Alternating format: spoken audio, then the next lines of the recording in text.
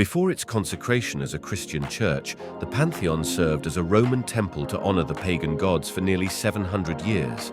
Its name derives from the Greek pan, meaning all, and theon, meaning gods or deities.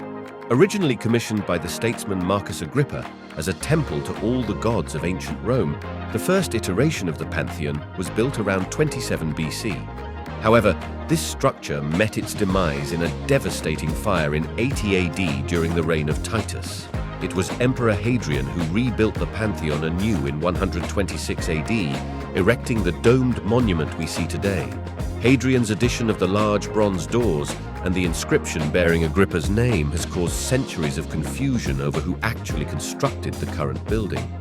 With its thick brick walls, marble floors, and grandiose columns, the Pantheon exemplified the power, wealth, and architectural prowess of the Roman Empire at its peak.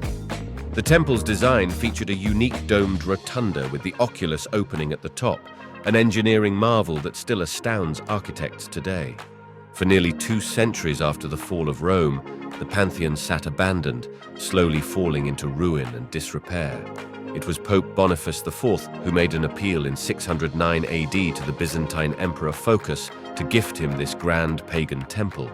Boniface's request was granted, allowing him to reconsecrate the Pantheon as a Christian basilica called the Santa Maria ad Martires, or St. Mary and the Martyrs.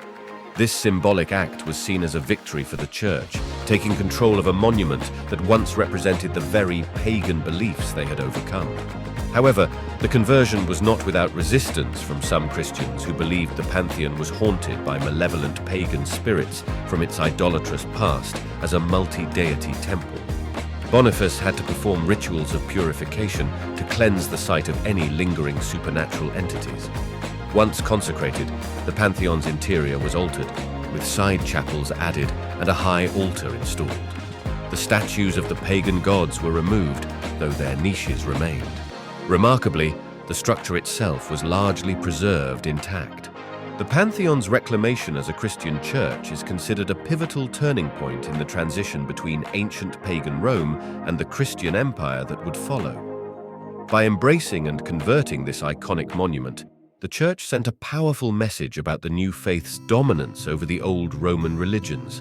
Had the Pantheon not been consecrated, this architectural masterpiece may have suffered the same fate as many other ancient ruins, being pillaged for building materials or simply left to deteriorate. Instead, its status as a church ensured its protection and preservation over the centuries.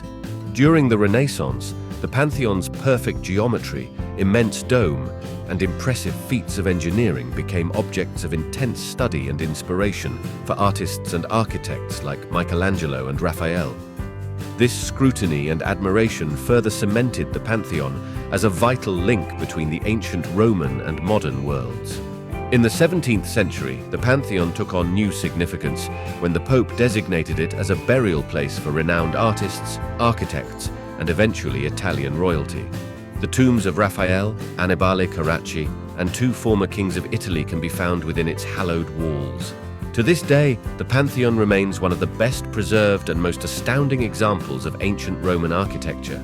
Its survival is a remarkable testament to its engineering ingenuity, cultural significance, and the Church's foresight in protecting this iconic symbol of Rome's storied past.